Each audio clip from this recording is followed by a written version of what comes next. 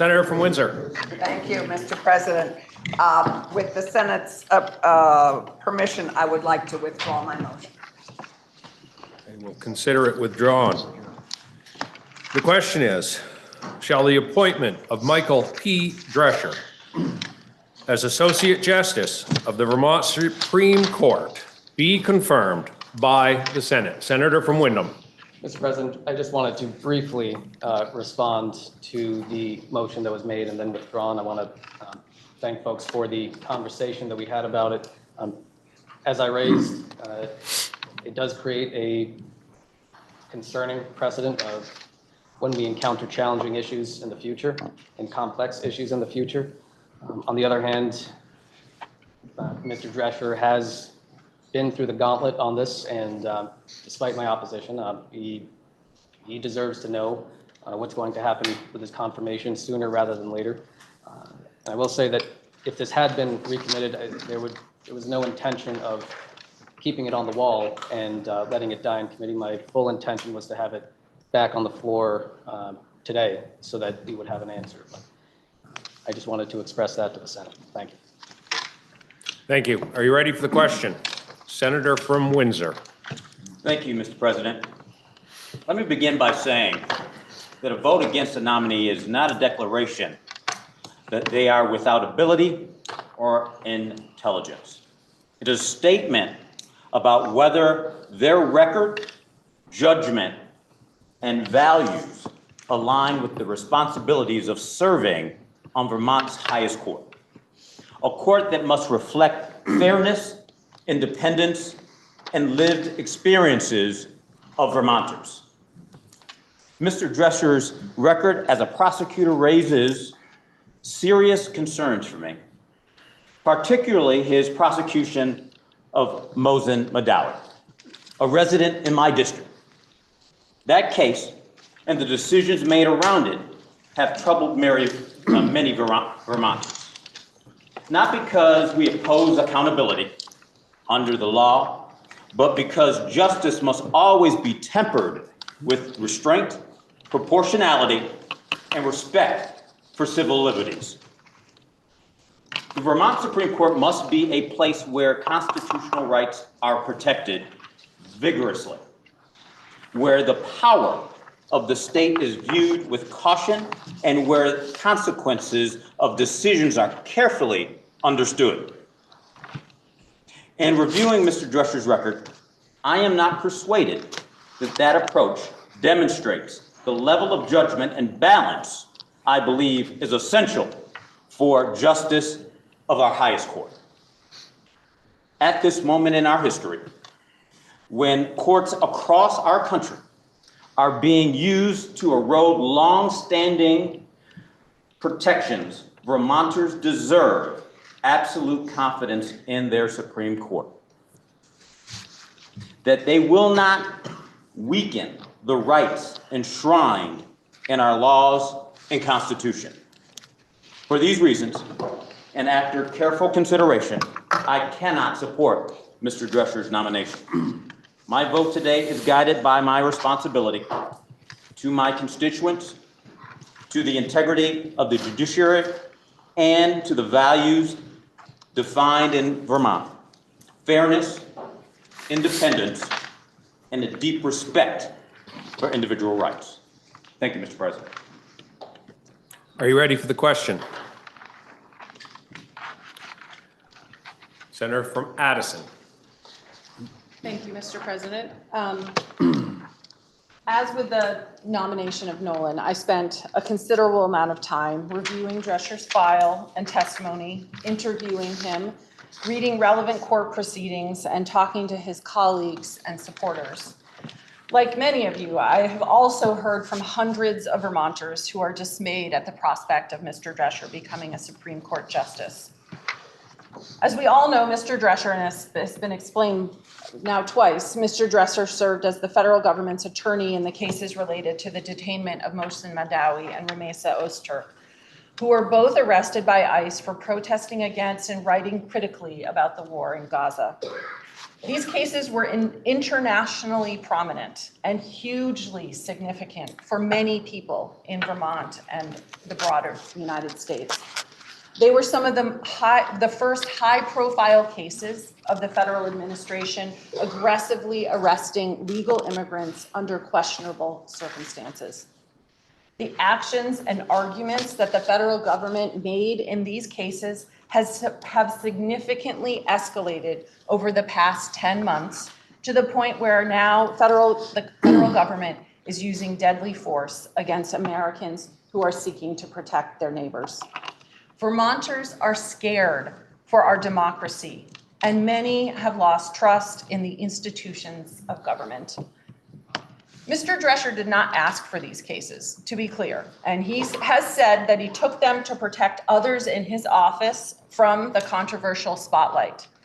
He says he kept his arguments narrow and did his best to move the cases along. And that is generally true. I've read all of the proceedings in these cases. He has said that he was just, quote, doing his job. While many have argued that he should have resigned, he has argued that doing so would have delayed the cases or left them in the hands of someone more zealous. Mr. President, all of this may be true. He may have just been in the wrong place at the wrong time. But the fact is that he still argued against the release of Madawi and Ozturk, who had been jailed for their First Amendment rights of speaking out against the government. Not only was he in the wrong place, he was on the wrong side of two hugely important human rights cases in Vermont. And 1 month later, he applied to become a Vermont Supreme Court justice. It is possible for me to understand why he stayed in his job and made the decisions to take these cases.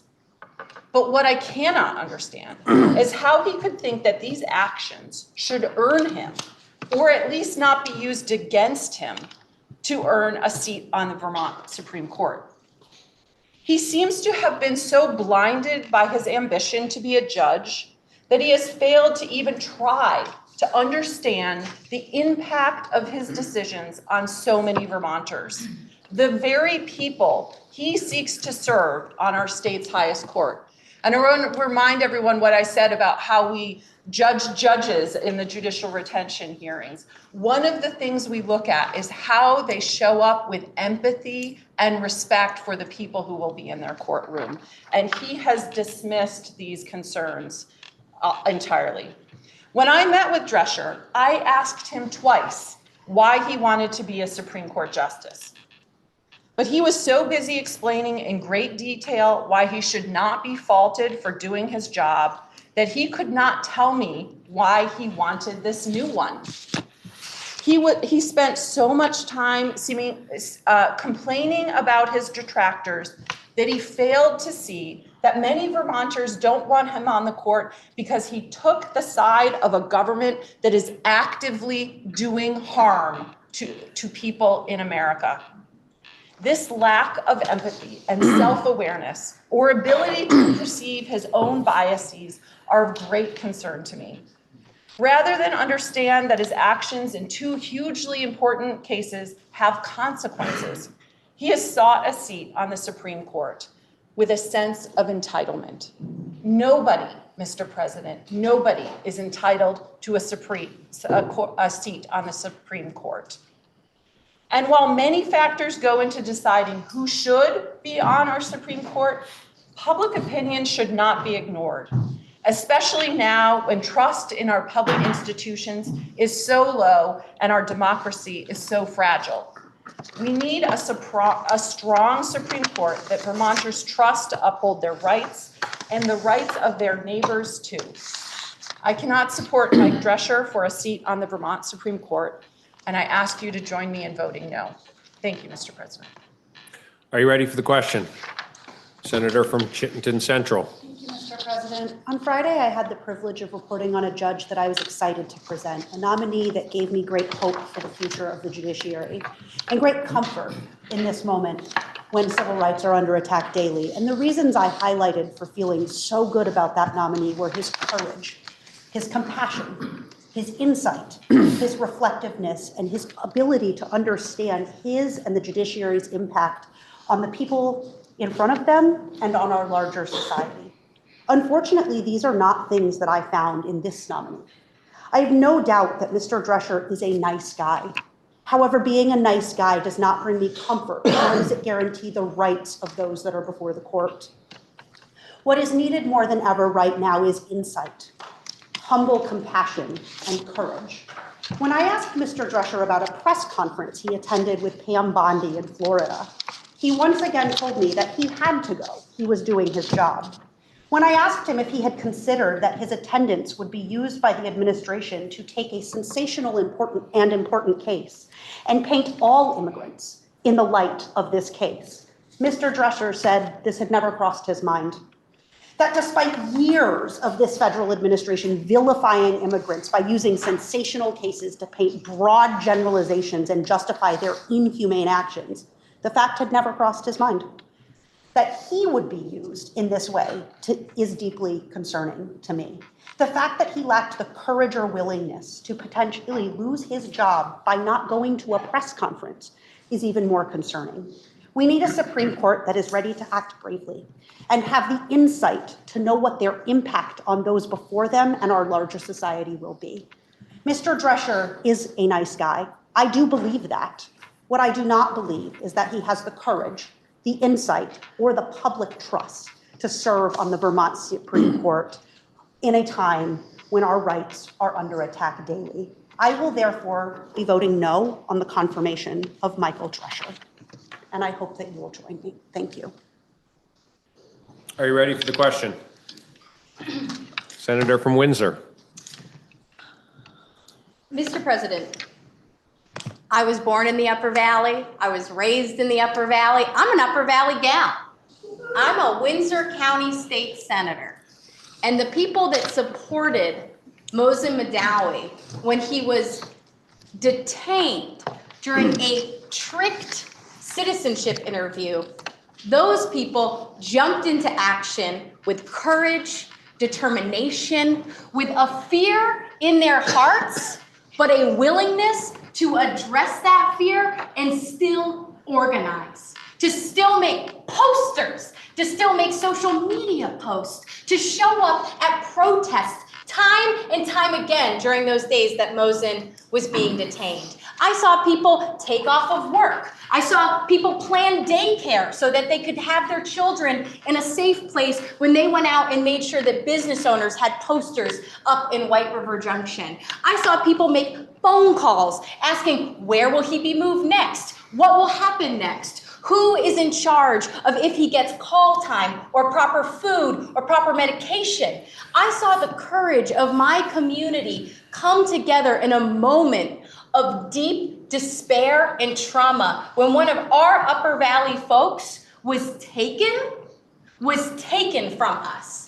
And in that moment, in that experience, in fact, I, in the same room that we just were in as a Democratic caucus discussing this, the day that I gave my speech, that Tuesday when we returned, I, in that room, shook with fear and with tears hidden behind the desk. Thank goodness Denny came in and made sure I was okay.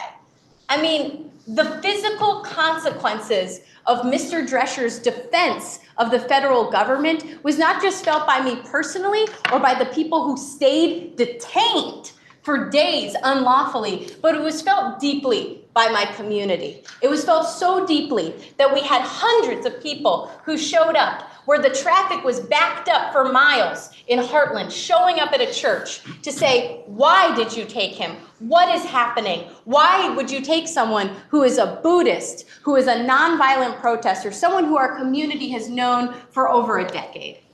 And when I walked into the court, not once but twice, with Mr. Drescher as the prosecuting attorney, I was underwhelmed. I was underwhelmed. I was underwhelmed by someone who either clearly didn't agree with what he was saying and was almost morose, but still chose to make those arguments. Still chose to make those arguments. And that does not meet the standard of courage that I think the Upper Valley demands of its Supreme Court justices. It doesn't meet the standard of organizing and resistance and responding to fear that I saw my basic community members step up and take hold of in a moment of extreme panic. I want Vermont to have a Supreme Court justice that has the same amount of courage as an Upper Valley resident who stood for Moza Madawi. I think that that's fair. I think that that's a fair request. And I think my constituents would agree that we can do better than Mr. Drescher for the Vermont Supreme Court. I want to end with one other thought. I don't think I've persuaded any of you to vote differently today with my speech. And that's okay. That's fine. I'm not as persuasive sometimes as I think I am. But I do want you to know that the Upper Valley will be watching the decision of this vote, and we will be watching if Mr. Drescher is put on the Supreme Court, and we will know what it means when folks tell us symbolically that they support us, but then are just doing their jobs when they hurt us. So we, as an Upper Valley community, I think we've heard, are united against the nomination of Mr. Drescher, and I hope you join us in solidarity. Thank you. I would remind the folks that are visiting in the gallery, it is not appropriate to speak out. Only the senators are allowed to speak in this chamber. Are you ready for the question? Senator from Bennington. Thank you, Mr. President. So I have prepared remarks, but I want to start with talking about the process that I've seen over the past 3 weeks. And I've talked to, and the process here today, that is also important to everything that's gone into the decision I'm going to make. I've talked to many colleagues, and to a T, everyone has said that the process that your Judiciary Committee took to get to this day has been impeccable. And in fact, one person put in words what I was feeling in my heart, that they were proud to be a Vermonter, seeing how that process went. And I think Mr. President and everyone in this room really should be proud to be Vermonters today, as much as this is a very difficult decision. So, Mr. President, I wanted to vote no. I wanted this to be the moment when Vermont stands up and says it stops here. I wanted to vote no for both of these nominees when this all started. This is what we were asking for. How do we fight back? What can we do? And here it is. Here was our time. I wanted to cast a vote that felt like resistance. 250 years, a nation of immigrants, then, now, and forever. I wanted a loud and clear message. In Vermont, you are safe. This is still the message of my vote. I know it won't sound as clear, and I hope to bring some clarity now. I think most everyone knows that I'm a lawyer, and I hope that this will be the last time I mention it. I'm a government lawyer, state government lawyer, here in Vermont for just over 19 years now. I've been before more judges than I can count. I've been before the Supreme Court a number of times that I probably could count. And like every lawyer, I've spent most Friday afternoons reading every Supreme Court decision as soon as it's published. And I really wish they would publish it at the same time on Fridays and get back to that tradition, but that's just a little aside. This is all just to say that I know what it takes. I know what I want in a justice, and I know the impact they have on the law and lives of Vermonters. Over these weeks, getting to yes shocked me, especially that it was for both nominees. I scoured over everything that was before the committee, everything else I could get my hands on. Talked at length with Michael Drescher, and I've come to know him. I've talked to colleagues and others as much as I could, including at length with one of the retired judges. There's more than two, there's a slew of them that we've heard from now. This decision has consumed me, and like others, I've lost sleep. And as others have said, this is a point in history that will shape law and justice in Vermont for the rest of my lifetime.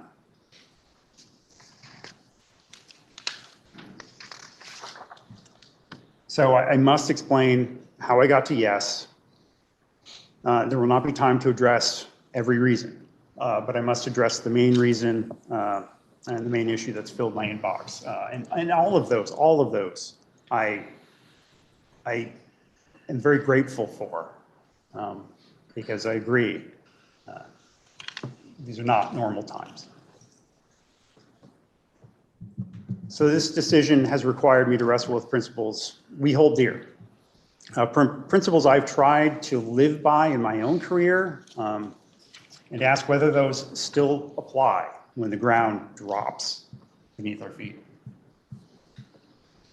Principles like how in Vermont, we strive to have a judiciary that stands outside the political fray, extending that even to the appointment process. But these are not normal times, and can that tradition apply even now? We have a nominating board that vets our judicial candidates, but can we rely on that in these times? So lawyers make arguments on behalf of clients with positions they don't always agree. Sometimes the lawyer abhors. Our professional responsibility requires this. But does even that bedrock principle apply in these times? I wrestled with these questions. I've scrutinized the nomination of Michael Drescher, his role last year, and his decades-long career before that. To be clear, Michael Drescher's qualifications as a jurist are impeccable. From Dartmouth, Northwestern, he was a partner at one of Vermont's premier law firms. For over 20 years, he worked in the U.S. Attorney's Office, handling both civil and criminal cases in federal court, with their intersection with Vermont law. He led that office this past year. Such qualifications are just necessary for nomination. And as has been mentioned, our decision is rare, not just because it's two, but because we are assessing the work of lawyers, not judges, for their fitness to our highest court. And prior to now, we've always assessed attorneys on their legal expertise, their intelligence, their integrity, their professionalism, their candor with the court, their adherence to the bounds of the law. But can those now also show complicity? We've always needed government lawyers. They're apolitical, that serve an institution, not an administration. And has that all now changed? I wanted to vote no, resoundingly. I shared the anger that I've heard from so many, especially over the last few days.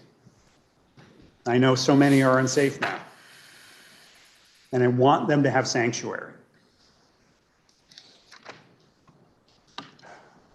The more I wrestled with this nomination, the more I came to understand something that changed everything. I'm voting yes for the exact same reasons I wanted to vote no. That fear for our democracy, the need to resist, that same anger, that fear, that need now compels me to vote yes. Because I've come to believe that a no vote would not be resistance. A no vote would accomplish exactly what they want. We're living through a dangerous period in American history. Look around the country, look at what's happening. Federal prosecutors in other districts are being lambasted by judges for making bad faith arguments. U.S. attorneys' offices elsewhere have become chaotic, tools of political retribution rather than instruments of justice. These are strategies of tension that go hand in hand with the jackboots in the streets. This type of strategy is not new. I'm guessing most folks will recognize this line, even if you haven't read Henry VI, Part 2. It's spoken not by Stephen the Miller, but by Dick the Butcher. And if Mr. President, I can quote from Shakespeare. Okay. The first thing we do, let's kill all the lawyers. a lawyer joke. But it's not a joke. Dick the Butcher is a henchman to Jack Cade. Jack Cade who declares he will be king. Jack Cade who is desperate to be worshipped. Cade orders his followers to go out and kill lawyers, as well as others. He does it because lawyers are the people who know the rule of law, who speak it, and guarantee that justice prevails. Later in the play, Jack Cade declares that only his single voice will be the law. And that is the opposite of a just system. While Cade's rebellion is not a perfect analogy to our present times, this aspect is frighteningly similar. Here's what I've learned about institutions, or how institutions are corrupted. It happens not just by installing loyalists, but by purging everyone who isn't. By making it impossible for professionals with integrity to serve. By poisoning every institution until only the corrupt remain. If we reject qualified professional attorneys because they represented the federal government during this administration, we risk doing that work ourselves. We hollow out our institutions. We drive away the very people we need to keep justice alive when it is under strain. We tell every public servant, if you try to maintain your integrity while serving during difficult times, even impossible times, you'll be punished anyway. I don't think that's in Vermont's interests. Now, here's something else I've come to appreciate. The defense of democratic institutions is often boring. Democracy is preserved with protests in the streets, voting at the polls, standing up to the bullies and the tyrants. It is also preserved by the stolid, sober public servants who show up every day to do their jobs with integrity. The government lawyer who refuses to mislead the court, even when under pressure, by those who stay within the bounds of law, even when the administration might prefer otherwise, by the experienced professional who follows proper procedure, even when the unthinkable is demanded. This is the quiet, invisible work that holds the line. It will never make headlines. It will never look or feel like resistance. But it's what keeps justice and the rule of law alive when it's under attack. And I looked very closely at the two cases that are very troubling. But they are not cases, they are people. Their names are Rumesa Ozturk and Mohsen Madawi. When talking about the law and getting down into the weeds of complicated cases, it can seem that the humanity and suffering of those involved is lost, and it's important to never let that happen. It is in the weeds, however, that justice is often found. So I scrutinized Michael Drescher's pleadings. I read the transcripts that were available to me, not all of them. I studied the court decisions. I know what due process looks like. I know what ethical lawyering looks like. I also know that the wheels of justice are far too slow. I was looking for a reason to get back to no. What I found instead was that I was astonished that he wasn't fired. But let me be clear about something. Their arrests were anti-American, plain and simple. It should never have happened here.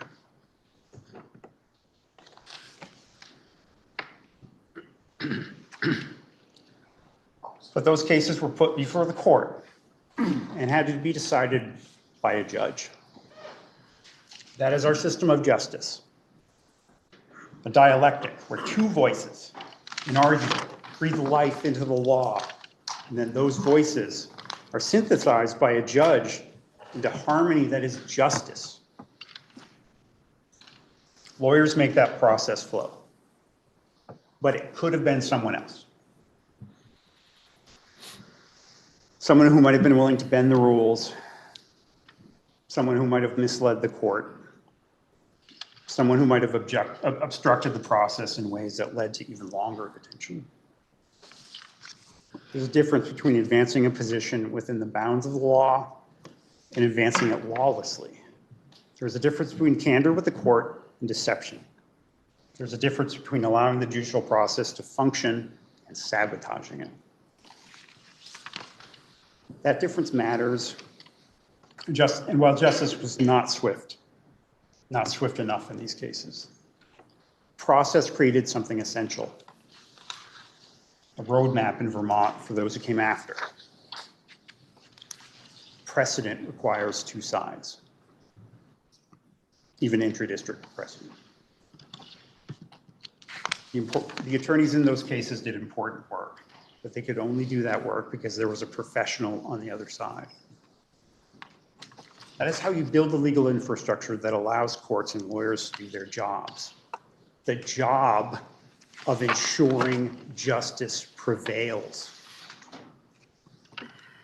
As imperfect as our system is, and don't I know it, justice comes not by burning it all down, but by insisting, even from within difficult circumstances, that the rules still apply. And compare Vermont to what is happening elsewhere. U.S. attorneys' offices nationwide have experienced significant turmoil. Judges have issued sanctions, U.S. attorneys disqualified, assistant U.S. attorneys have been publicly rebuked for dishonesty and bad faith. Scores of orders have been violated by the government. That has not happened here. Our U.S. Attorney's Office, under Michael Drescher, did not descend into that chaos. The judicial process, our ultimate check on executive overreach, was allowed to function. And that distinction matters. It matters enormously. Michael Drescher is an intelligent, thoughtful public servant who kept federal institutions that were under his control functioning with integrity, who protected our judicial system from within during the most challenging period, perhaps the most challenging period in all 250 years.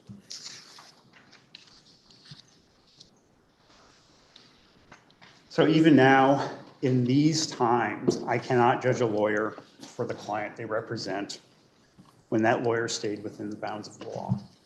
I cannot fault someone for maintaining their integrity during difficult circumstances. I don't want to drive away the experienced, steady public servants we need in our institutions. So my vote for Michael Drescher is a vote for the principle that we evaluate judicial nominees on their qualifications, their intelligence, their integrity, their fitness for the bench. This vote for the Vermont tradition of keeping this process apolitical. It is vote for the proposition that we need people of character and competence in our courts. And based on everything I've reviewed, Michael Drescher is such a person. Thank you, Mr. President. Are you ready for the question? Senator from Chittenden. Thank you, Mr. President. We've heard a lot today and during this process that we don't want it to be political, and that some people are taking a vote that is apolitical and some people are not. And that is the one thing, Mr. President, that I do not want to let anyone get away with here today. Because, Mr. President, this became political when students who exercised their free speech rights were arrested by the federal government. This, Mr. President, became political when we had 2 vacancies for the highest court in Vermont, and the governor chose 2 U.S. attorneys who had served under and defended the actions of the Trump administration to fill 2 of those 5 vacancies at the same time. That is when this became political. Mr. President, This became political not only when the writ of habeas corpus was denied for Rumeysa Ozturk and for Mohsen Madawi, but I don't want to talk about Rumeysa Ozturk and Mohsen Madawi because they're free right now. They're free, they're with their families, because those were high-profile cases. And that's why everyone is talking about those cases. But what about all the writs of habeas corpus that were denied in the dark? Those writs of habeas corpus, Mr. President, are still being denied. And I can tell you, because I know people who are in Texas detained. I think many of us now know people who have been detained. And the writ of habeas corpus, the ability to say, please let me go home to the state I know, to the state that shares my values, is their last lifeline, quite literally. I am searching high and low for the documentation that I can get to help people even file a writ of habeas corpus right now. Because if they languish in prisons in Louisiana and Texas, people have died in detention, but their basic civil rights and their basic access to justice is being denied. And why? Because they are being sent to courts that are already political. Politics is already here, and it's disappearing Vermonters as we speak. So no one gets to say this is political or not political here today. It was political, Mr. President, when U.S. Attorney Drescher in September of 2025 chose to stand with Pam Bondi and some of those same U.S. attorneys who are gleefully disappearing people to their states, filling their quotas, filling their prisons for profit. That was political, Mr. President. That was political to stand in Florida, of all places, with our U.S. Attorney General, who is now disappearing members of the press. And the federal government is trying their best to continue disappearing people and evading the law. So it is not far, Mr. President, from denying writs of habeas corpus to people for exercising their free speech rights to getting to a place in Minnesota where people have been executed in the streets for exercising their First, Second, Fourth, and Seventh Amendment rights. These are along the same spectrum. This is politics.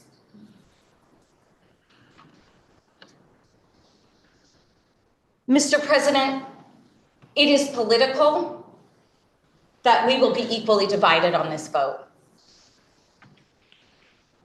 And these politics will follow the Supreme Court of Vermont, whatever the decision is here today. But make no mistake, Mr. President, however you vote, this is political, and you have chosen a side. And to be complicit right now in this moment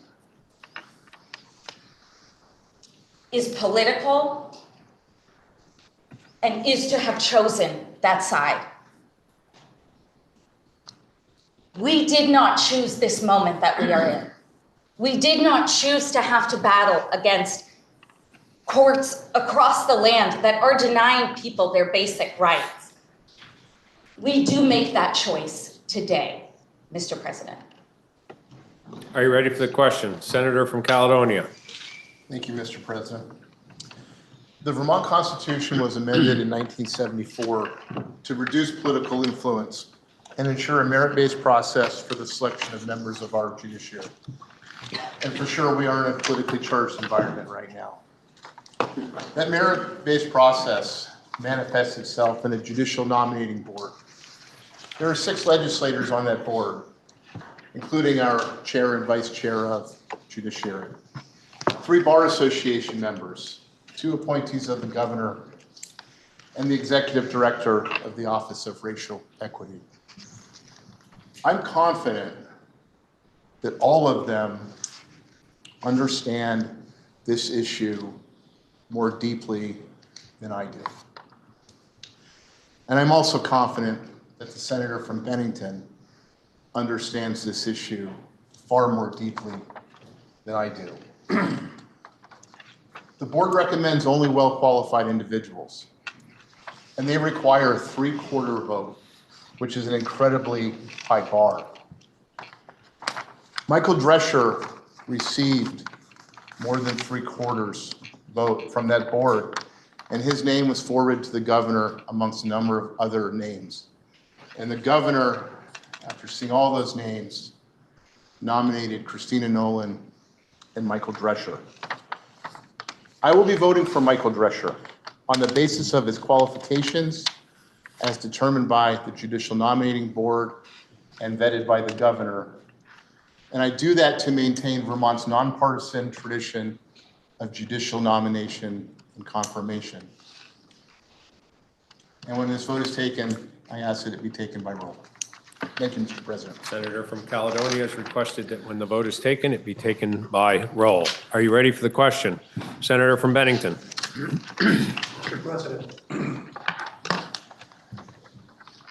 I want to start by thanking the senator from Wyndham and the members of the Judiciary Committee for the fair, thoughtful process they employed through this, with regard to these nominations. I'm impressed. I also want to start by making clear that I despise everything the administration in Washington stands for. This administration is corrupt to the core, working to tear down democracy and corrupt the American ideal. I am outraged by the thugs of January 6th, and I'm outraged by the thugs in Minneapolis. I'm outraged by the contempt for the rule of law.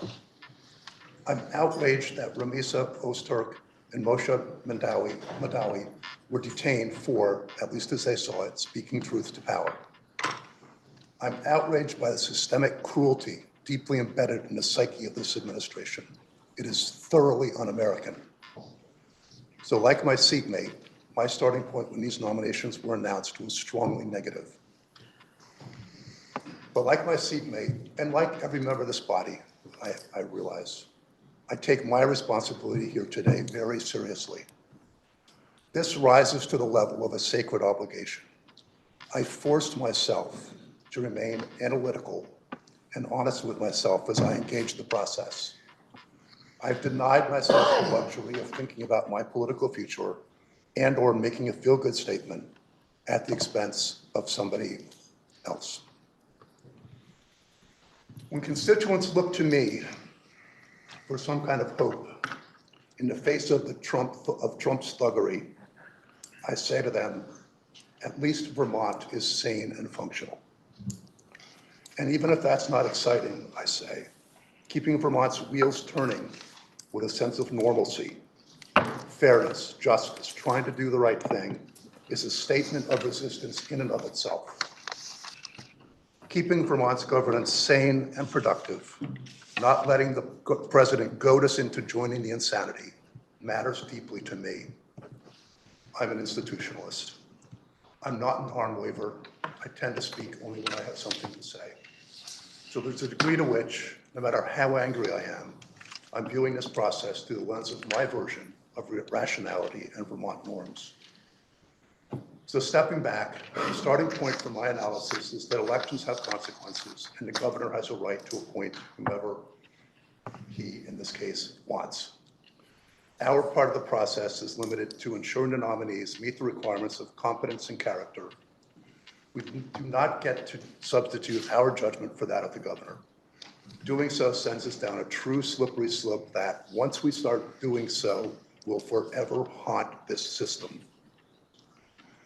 Second, and kind of related to the first, I call our attention to the testimony of Jeff Amistoy. He reminded us of the danger of the judicial nominating process becoming politicized. He noted that every time we read a U.S. Supreme Court decision, the story says which justices were appointed by a Democrat and which were appointed by a Republican. He noted that none of us have ever read a story about a Vermont court system case where the story says whether a judge or justices were appointed by a Democrat or a Republican. I am both an attorney and a Democrat. I have a strong sense of right and wrong, both with regard to my personal morality and within the confines of the law. But I've never rejected the decision of a Vermont court as being political. I've never just rejected it like I do U.S. Supreme Court decisions. I have faith in the system here, even when I disagree.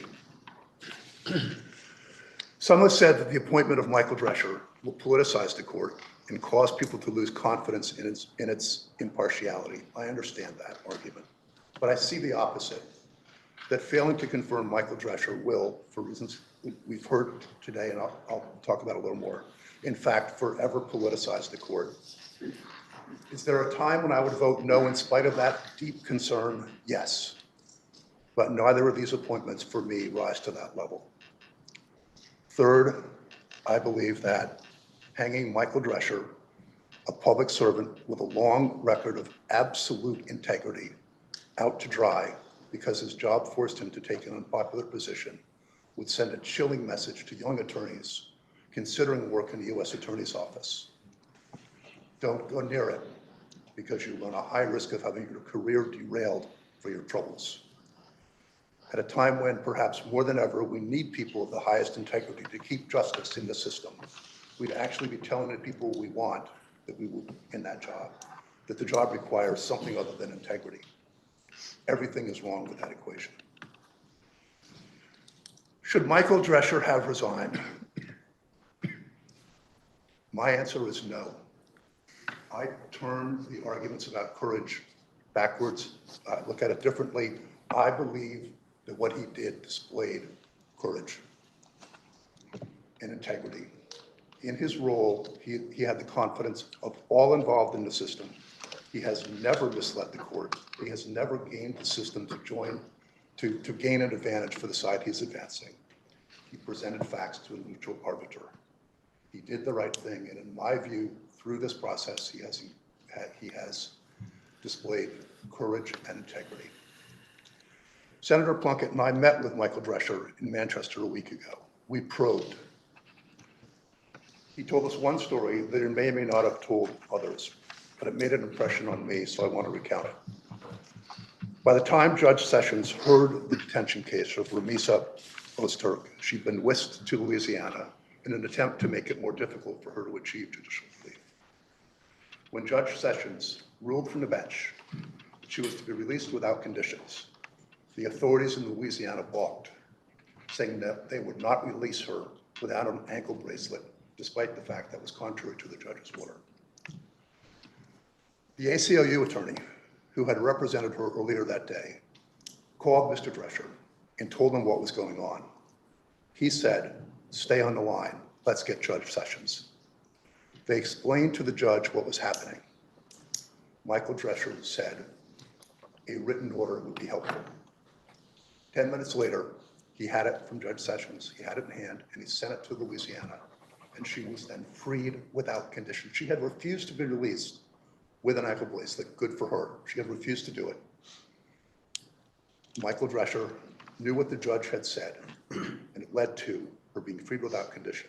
This is the difference between an honest public servant and what we would have had if we'd had an administration hack in his place. That never would have happened. He probably never would have picked up the phone in the first place from the ACLU attorney, and he never would have gone to the judge. He would have just said, well, tough luck. He didn't do that because he should not have resigned. He is exactly what we need. I've heard from a number of people for whom I have deep respect, urging me to vote no. I get it. I am sympathetic to the core. Their feelings are heartfelt. I agree with them about opposition to everything that is happening. I want to make them happy. Some of them are former judges, many of whom are longtime, actually decades-long friends whose values I share. But even more importantly to me, they are also my friends and neighbors, good citizens who brave the cold to stand at the bridge in Manchester and the Four Corners in Bennington, protesting this administration's assault on democracy. These people are heroes to me.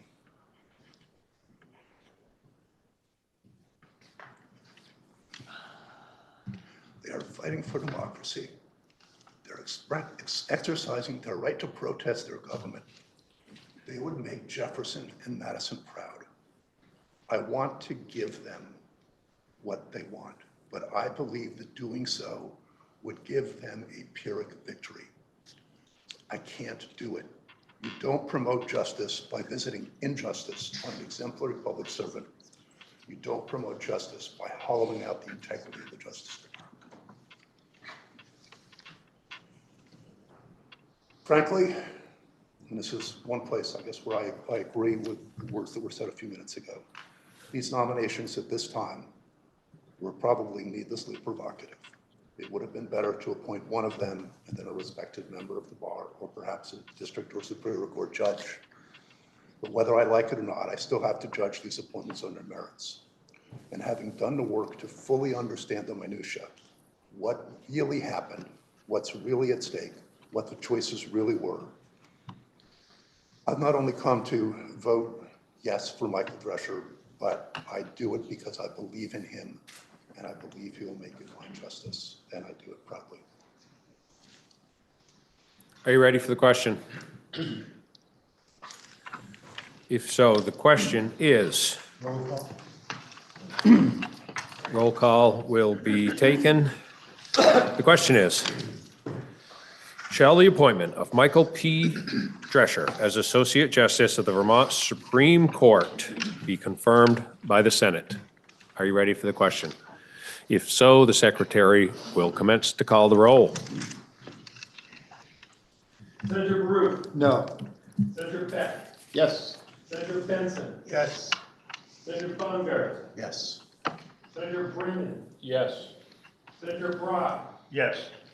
Senator Chittenden. No. Senator Clarkson. No. Senator Collmore. Yes. Senator Cummings. No. Senator Cooley. No. Senator Hardy. No. Senator Harrison. No. Senator Hashim. No. Senator Heffernan. Yay. Senator Engel. Yes. Senator Lyons. No. Senator Major. No. Senator Matos. Yes. Senator Morley. Yes. Senator Norris. Yes. Senator Perschlick. No. Senator Plunkett. Yes. Senator Ron Hinsdale. No. Senator Bohovsky. No. Senator Watson. No. Senator Weeks. Yes. Senator Westman. Yes. Senator White. No with explanation? Senator Williams. Yes.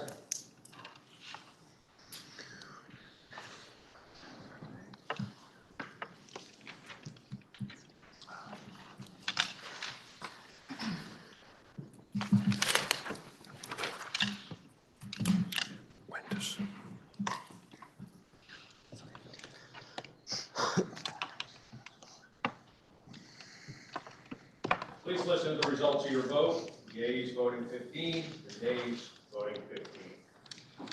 The votes of the senators being equally divided pursuant to the Vermont Constitution, Chapter 2, Article 19, Senate Rule 72, the President of the Senate shall have a casting vote. Secretary shall call for vote. Lieutenant Governor. Yes. The vote now is 16 yes, 15 noes. The appointment of Michael Drescher has been confirmed. For explanation, Senator from Windsor. I vote no in solidarity with the courageous people of the Upper Valley. That completes the orders of the day. Senator from Chittenden. Thank you, Mr. President.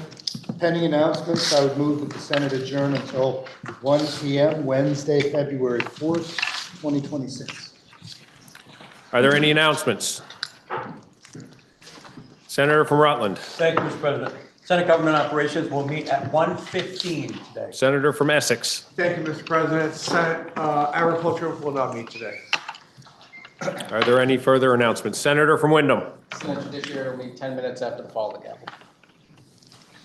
Senator from Washington. Senate Natural Resources and Energy will be 5 minutes after public hour. Senator from Windsor. Senate Economic Development will meet at 5 minutes after the gap. Senator from Lamoille. Transportation will meet as soon as we can all collect. Senator from Chittenden Southeast. Thank you, Mr. President. Senate Health and Welfare will meet 5 minutes after the fall of the gavel. Senator from Bennington. Mr. President, the Senate Education Committee will meet at 1:15. Senator from Washington. Thank you, Mr. President. Senate Finance will meet at 1:30. Are there any further announcements? Seeing none, the senator from Chittenden Central has moved that the Senate stand in adjournment until 1 p.m. Wednesday, February 4th, 2026. Are you ready for the question? If so, all in favor say aye. Aye. All opposed, nay. The ayes have it, and we'll stand in adjournment until 1 p.m. Wednesday, February 4th, 2026.